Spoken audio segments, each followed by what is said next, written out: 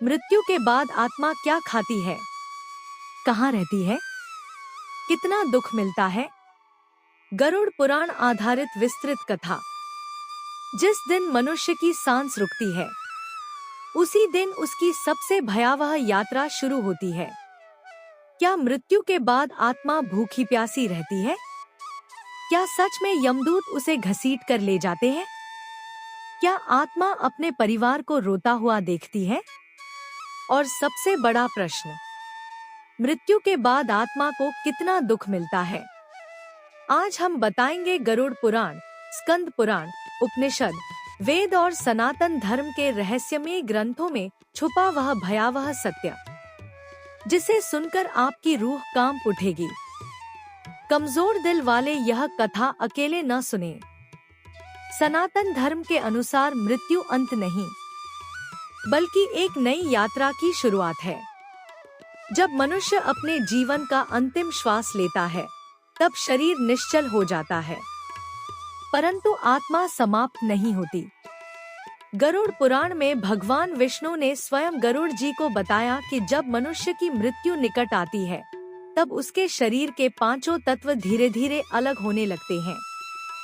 पृथ्वी तत्व शरीर की शक्ति छीन लेता है, जल तत्व मुख को सुखा देता है, अग्नि तत्व शरीर की गर्मी समाप्त कर देता है, वायु तत्व सांसों को कमजोर कर देता है और आकाश तत्व आत्मा को शरीर से बाहर निकालने की तैयारी करता है।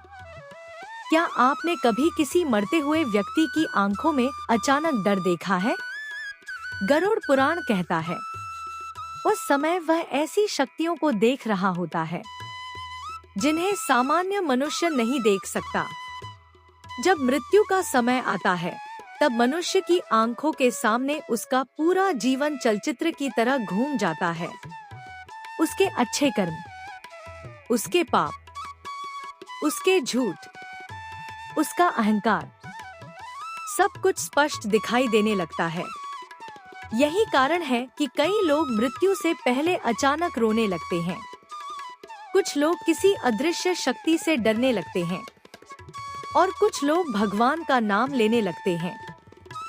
कठोपनिषद में नचिकेता और यमराज के संवाद में भी वर्णन मिलता है कि मृत्यु के समय आत्मा शरीर से ऐसे निकलती है जैसे तलवार म्यान से निकलती है। गरुड़ पुराण के अनुसार मृत्यु के बाद आत्मा तुरंत यमलोक नहीं जाती। वह कुछ समय तक अपने घर, अपने परिवार और अपने शरीर के आसपास ही रहती है। आत्मा अपने परिजनों को रोते हुए देखती है, वह अपने शरीर को जलते हुए देखती है, लेकिन सबसे बड़ा दुख यह होता है कि वह किसी से बात नहीं कर सकती। सोचिए, आप अपने परिवार के सामने खड़े हों, उन्हें पुकार रहे हों, लेकिन कोई आपकी आवाज न सुन सके। गरुड़ पुराण कहता है, मृत्यु के बाद आत्मा को सबसे पहला दुख यही मिलता है। पहले 13 दिनों तक आत्मा सूक्ष्म शरीर में रहती है। उसे भूख प्यास भी लगती है, परंतु वह सामान्य भोजन नहीं खा सकती। इसीलिए सनातन धर्म में पिंडदान और तर्पण का विधान बनाया गया। जब परिवार वाले श्रद्धा से भोजन अर्पित करते हैं, तब उसकी सूक्ष्म ऊर्जा आत्मा तक पहुंचती है।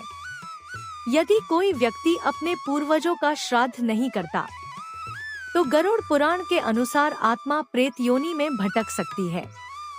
स्कंद पुराण में कहा गया है कि जिन आत्माओं की इच्छाएं अधूरी रह जाती हैं, वे पृथ्वी लोक के आसपास अधिक समय तक भटकती रहती हैं।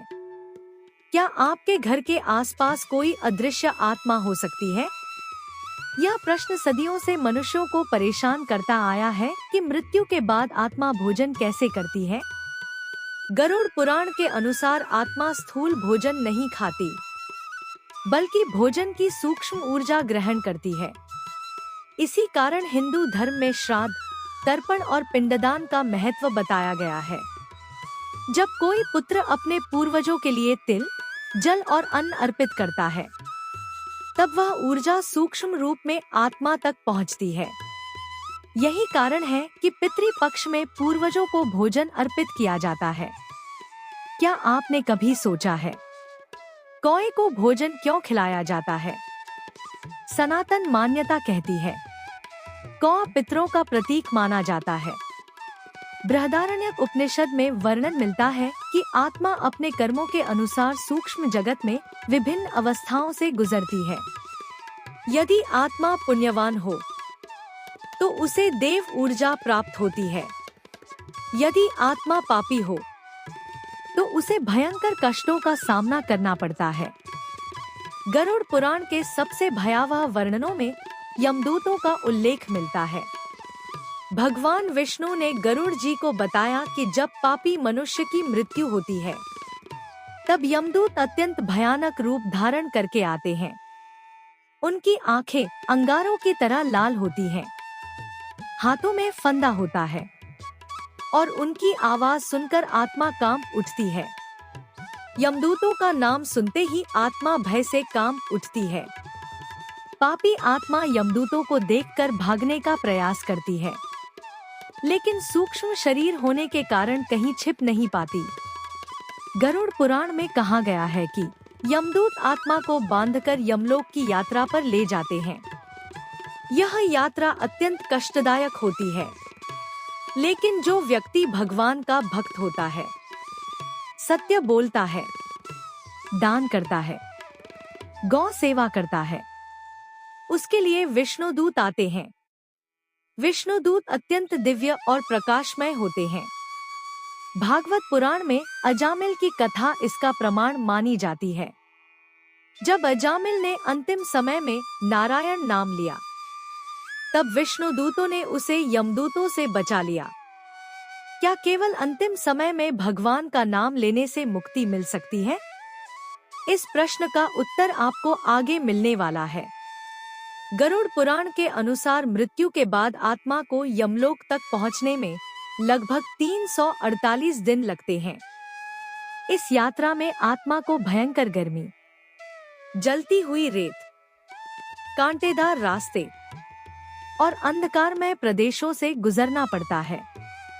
पापी आत्मा को भूख प्यास बहुत सताती है, लेकिन उसे भोजन नहीं मिलता। गरुड़ पुराण कहता है कुछ आत्माएं रास्ते में इतनी पीड़ा झेलती हैं कि वे बार बार बेहोश हो जाती हैं। यात्रा के दौरान वैतरणी नदी आती है। यह नदी रक्त, मांस और विषैले पदार्थों से भरी बताई गई है। जिस व्यक्ति ने गोदान किया हो, उसे गाय इस नदी को पार करा देती है, लेकिन जिसने पाप किए हों, उसे इस नदी में गिरकर भयंकर यातना सहनी पड़ती है। गोदान क्यों आवश्यक माना गया? इसका रहस्य यहीं छुपा है। यमलोक पहुंचने के बाद आत्मा को चित्रगुप्त के सामने प्रस्तुत किया जाता है। चित्रगुप्त हर मनुष्य के कर्मों का लेखा रखते हैं। एक एक पाप, एक एक पुण्य, सब कुछ दर्ज होता है। मनुष्य सोचता है कि उसके गुप्त कर्मों को कोई नहीं देख रहा, लेकिन सनातन धर्म कहता है ब्रह्मांड की हर शक्ति सब देख रही है। आपके मोबाइल का इतिहास मिट सकता है, लेकिन कर्मों का इतिहास कभी नहीं मिटता। यमराज आत्मा से उसके कर्मों के अनुसार प्रश्न करते हैं। फिर निर्णय होता है कि उसे स्वर्ग मिलेगा, नरक मिलेगा या पुनर्जन्म। गरुड़ पुराण में अनेक नरकों का वर्णन मिलता है। हर पाप के लिए अलग यातना बताई गई है। जो लोग झूठ बोलते हैं, उन्हें तपते लोहे पर चलाया जाता है। जो लोग दूसरों का धन हड़पते हैं, उन्हें अग्नि में जलाया जाता है। जो लोग निर्दोष जीवों को सताते हैं, उन्हें भयंकर पशुओं द्वारा नोचा जाता है। नरक की यातनाएं सुनकर आपकी आत्मा कांप उठेगी। कुंभीपाक नरक में पापी आत्मा को उबलते तेल में डाला जाता है। रौरव नरक में हिंसक जीव आत्मा को काटते रहते हैं। गरुड़ पुराण यह सब केवल डराने के लिए नहीं कहता, बल्कि मनुष्य को धर्म के मार्ग पर चलाने के लिए बताता है। हाँ, गरुड़ पुराण के अनुसार आत्मा कुछ समय तक अपने परिवार को देख सकती है। वह देखती है कि उसके जाने के बाद कौन रो रहा है, कौन संपत्ति के लिए लड़ रहा है और कौन वास्तव में उसे याद कर रहा है। जिस परिवार के लिए मनुष्य पूरी जिंदगी धन जोड़ता है, मृत्यु के बाद वही परिवार उसकी वस्तुओं को बांटने लगता है। यही कारण है कि संत महात्मा बार बार कहते हैं कि संसार नश्वर है। भगवद गीता में भगवान श्री कृष्ण ने कहा, जैसे मनुष्य पुराने वस्त्र त्याग कर नए वस्त्र धारण करता है, वैसे ही आत्मा पुराने शरीर को त्याग कर नया शरीर धारण करती है। क्या आपके पिछले जन्म का कोई रहस्य आज भी आपके साथ जुड़ा हो सकता है? गरुड़ पुराण के अनुसार आत्मा अपने कर्मों के आधार पर अगला जन्म प्राप्त करती है। यदि कर्म अच्छे हों तो मनुष्य योनि या देव योनि मिलती है। यदि कर्म अत्यंत पापपूर्ण हो तो पशु योनि या प्रेत योनि भी प्राप्त हो सकती है। गरुड़ पुराण के अनुसार मृत्यु के बाद आत्मा को सबसे बड़ा दुख अपने कर्मों का पछतावा होता है। उसे समझ आता है कि उसने जीवन में कितना समय क्रोध, लालच और अहंकार में बर्बाद किया। मृत्यु के बाद धन नहीं, केवल कर्म साथ जाते हैं। आत्मा सोचती है, काश मैंने भगवान का स्मरण किया होता, काश मैंने माता पिता की सेवा की होती, काश मैंने किसी का दिल न दुखाया होता। लेकिन तब बहुत देर हो चुकी होती है। सनातन धर्म कहता है कि मनुष्य जीवन केवल भोग के लिए नहीं, बल्कि मोक्ष के लिए मिला है। जो व्यक्ति सत्य, दया, भक्ति और धर्म के मार्ग पर चलता है, उसे मृत्यु का भय नहीं सताता। भगवान शिव, विष्णु, श्री कृष्ण और राम का स्मरण आत्मा को शक्ति देता है। जिस मनुष्य के मुख में अंतिम समय राम नाम होता है, उसकी आत्मा भय से मुक्त हो जाती है। गीता, गरुड़ पुराण और उपनिषद सभी यही संदेश देते हैं कि आत्मा अमर है, शरीर नष्ट होता है, आत्मा नहीं। हे मनुष्य, तू धन के पीछे भाग रहा है, अहंकार में जी रहा है, दूसरों को दुख देकर स्वयं को महान समझ रहा है। लेकिन याद रख, मृत्यु निश्चित है। जिस दिन यमराज का बुलावा आएगा, उस दिन न धन साथ जाएगा, न पद, न शक्ति, केवल कर्म साथ जाएंगे। अगर आज रात आपकी अंतिम रात हो, तो क्या आप मृत्यु से डरेंगे? गरुड़ पुराण हमें डराने के लिए नहीं, बल्कि जगाने के लिए है। यह बताता है कि जीवन अमूल्य है, हर कर्म का फल है और आत्मा की यात्रा अनंत है।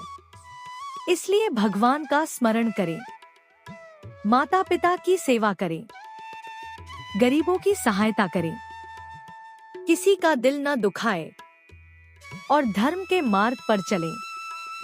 अंतिम भावनात्मक समापन, जब अंतिम समय आए, तब आपके होंठ-होंठ पर भगवान का नाम हो और आत्मा को किसी बात का पछतावा न हो।